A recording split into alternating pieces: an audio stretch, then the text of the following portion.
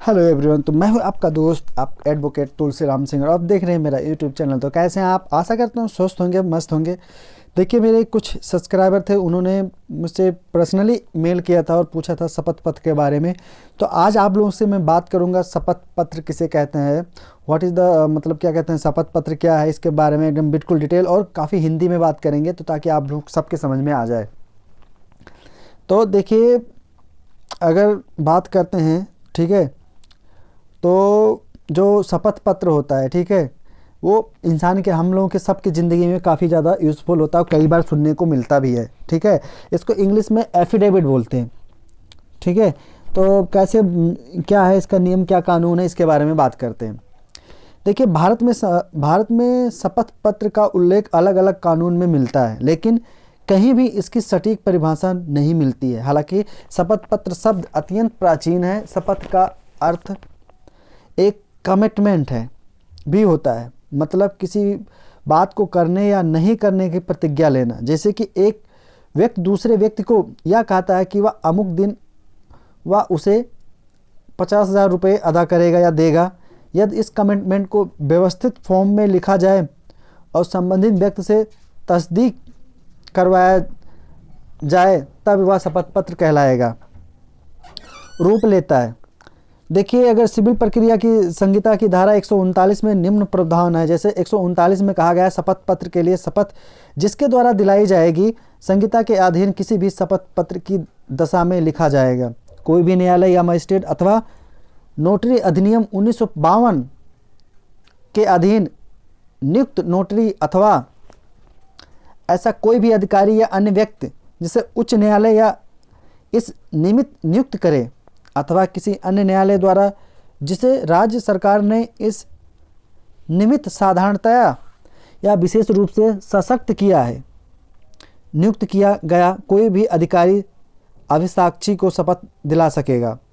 Civil प्रक्रिया की संहिता की धारा शपथ पत्र की परिभाषा तो नहीं देती, लेकिन उसे तस्दीक किसके द्वारा किया जाएगा, इस संबंध में निर्देश दिए गए हैं। धारा 139 के अनुसार कोर्ट या मजिस्ट्रेट या फिर नोटरी अधिवक्ता या फिर सरकार द्वारा नियुक्त किया गया शपथ आयुक्त शपथ पत्र तस्दीक कर सकता है। सिविल प्रक्रिया संहिता के आदेश 19 नियम 6 में शपथ पत्र का फॉर्मेट और गाइडलाइन से संबंधित प्रावधान मिलते हैं, जहां यह स्पष्ट किया गया है कि शपथ पत्र कैसे होना चाहिए। सिविल प्रक्रिया संहिता के का यह प्रावधान निम्न है। नियम 6 साक्ष्य के शपथ का रूप, विधान और मार्गदर्शक सिद्धांत।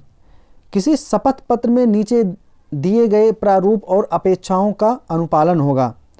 क ऐसा शपथ पत्र ऐसी तारीखों और घटनाओं जो कि किसी तथ्य या उससे संबंधित किसी अन्य विषय को साबित करने के लिए सुसंगत है, ताकि सीमित होगा और उनमें उन तारीखों और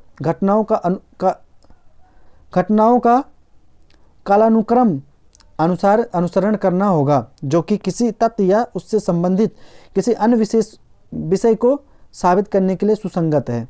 अब देखिए, जो इसका दूसरा पैराग्राफ है, वहाँ पे जहाँ न्यायालय का यह मत है कि शपथ पत्र केवल अभिवचनों का पुनः पेश किया जाना है या उसमें किन्हीं पक्षकारों के पक्षधनों के विधिक आधार अंतर्विष्ट है, वहाँ न्यायालय आदेश द्वारा शपथ पत्र या शपथ पत्र के ऐसे भागों जो कि वह ठीक है उपयुक्त समझे काट सकेगा। शपथ पत्र का प्रत्येक पैरा यथासंभव विषय के सुभित्र भाग तक सीमित होगा। शपथ पत्र में यह कथन होगा कि उसमें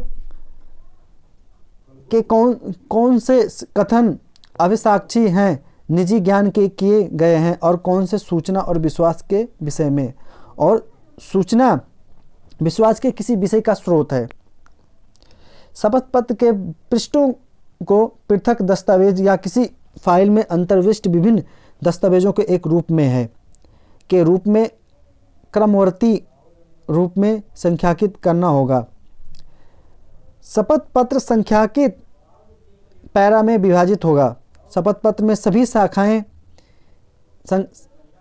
संख्याएं जिसके अंतर्गत तारीखें भी अंकों में अभिव्यक्त होंगी। यह शपथ पत्र के पाठ में निर्दिष्ट दस्तावेजों में से किसी को किसी शपथ पत्र या किसी अन्य अभिवचन से उपबंध किया जाता है तो ऐसे उपबंधों और ऐसे दस्तावेजों जिन पर निर्भर किया जाता है कि पृष्ठ संख्याएं देनी होगी।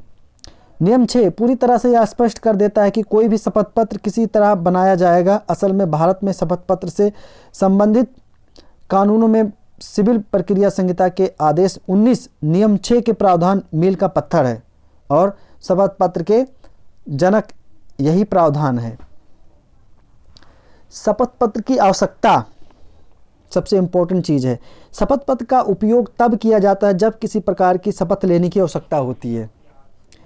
शपथ पत्र के कुछ समान उपयोग इस प्रकार कैसे होते हैं, ठीक है। तलाक के मामले में, संपत्ति विवाद में, कर्ज को लेकर विवाद, प्राप्त कानूनी दस्तावेज की पुष्टि के लिए, नाम परिवर्तन सत्यापन, आवासीय पता सत्यापन, पहले बच्चे का प्रमाण पत्र, विवाह पंजीकरण, इन सभी में दस्तावेज जो होते हैं शपथ पत्र के वो यूज किए जाते हैं।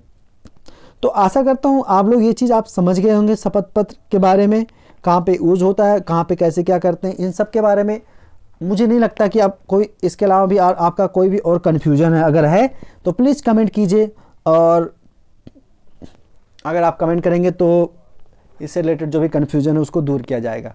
मैं फिर मिलूँगा एक नई वीडियो के साथ, तब तक के लिए जय हिंद।